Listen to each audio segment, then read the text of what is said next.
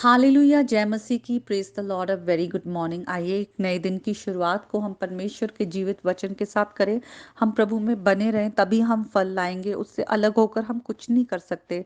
और आज के वचन में भजन संहिता 119 और उसके 33 से 40 आयत में अगर हम देखें, वहां पर लिखा है कि हे यहोवा, मुझे अपनी विधियों का मार्ग दिखा दे, मैं उसे अंत तक पकड़े रहूंगा। मुझे समझ दे कि मैं तेरे व्यवस्था को पकड़े रहूं और पूर्ण मन से उस पर चलूं।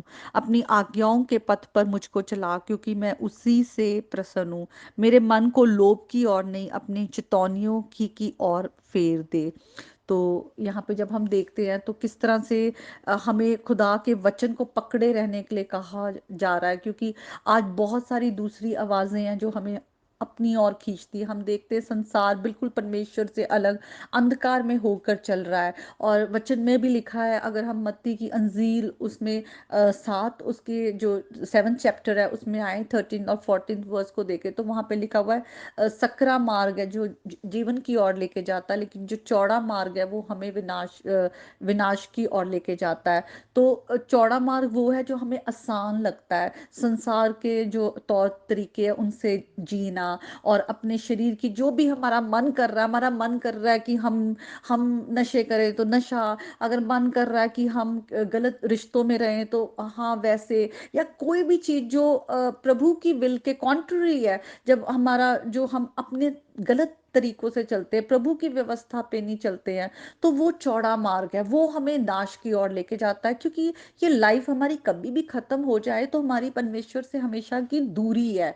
लेकिन सकरा मार्ग है, सकरा मार्ग जो हमें जीवन की ओर लेके जाता है। सकरा है क्योंकि उतार चढ़ाव आएंगे। जब हम प्रभु के नाम से, बहुत बार लोग हमारे अगेंस्ट भी आते हैं, क्योंकि जब हम उन तक प्रभु का वचन लेकर जाते हैं, क्योंकि वो अंधकार में, अंधकार की शक्तियों के बस में है, उनके गुलाम है। वो जो अंधकार की शक्तियां हैं और उनकी अपनी जो अभिलाषाएं हैं, रॉन्ग डिजायर्स हैं, वो उन्हें लाइट में आने नहीं देते। तो वो जो अंधकार है वो लाइट से दूर रहता है, ताकि वो काम ना प्रकट हो जाए, उसके गलत काम एक्सपोज ना हो जाए। वचन में भी ऐसा लिखा है।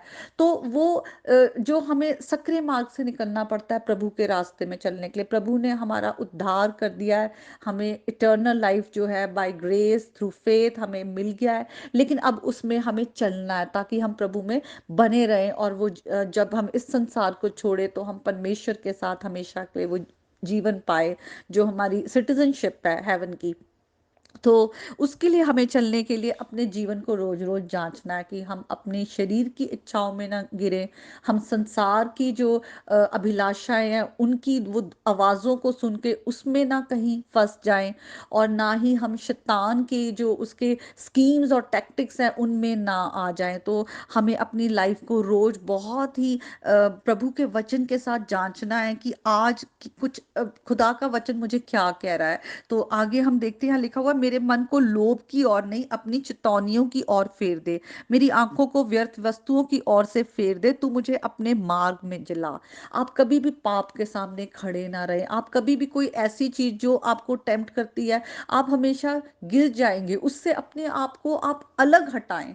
पाप से हमें हमेशा भागना है, हमें दूर रहना है। बहुत बार लोग कहते ओ, अगर मैं ड्रिंक नहीं करता तो मैं ऐसे लोगों के बीच बैठा भी हूं तो मुझे फर्क नहीं पड़ता, या मैं कौन सा नाच गाना करता हूँ, अगर मैं डिस्को चला भी गया तो मुझे कोई फर्क नहीं पड़ता, या मैं कौन सा गैम्बलिंग करता हूँ या जुआ खेलता हूँ, अगर मैं उन लोगों में बैठा।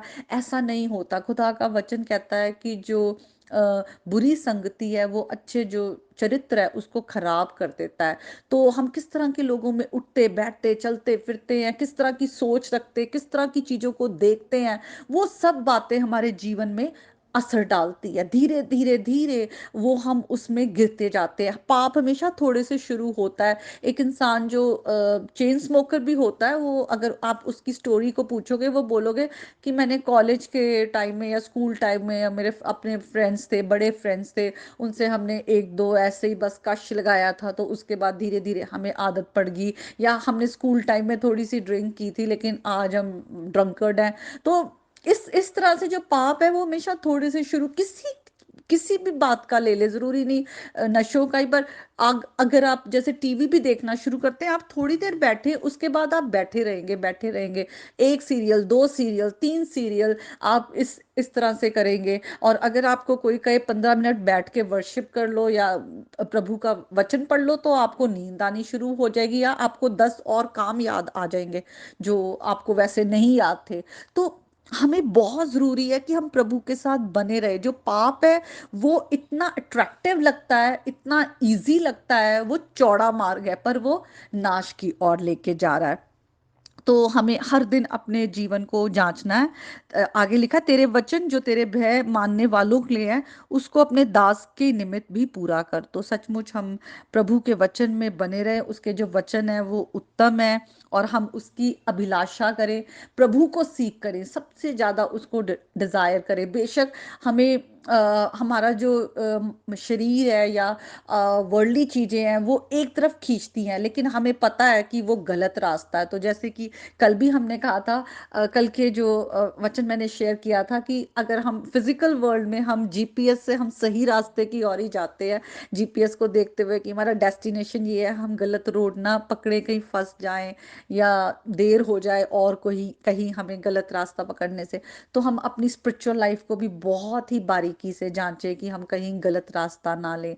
और प्रभु ही है, यीशु मसीह जो मार्ग, सत्य, जीवन है, खुदा तक हमें मिलाने का वो रास्ता है। तो हम जीसस की ओर देखकर हम आगे बढ़ते जाएं। तो आज के वचन के द्वारा परमेश्वर आप सबको बहुत ब्लेस करे। प्रभु का वचन है, जीवन है, और हमारे रोज की रोटी है। इसको आप जरूर पढ़ा करें, और अपने और अपनी फैमिली के लिए आप आशीष का कारण बने। May God bless you.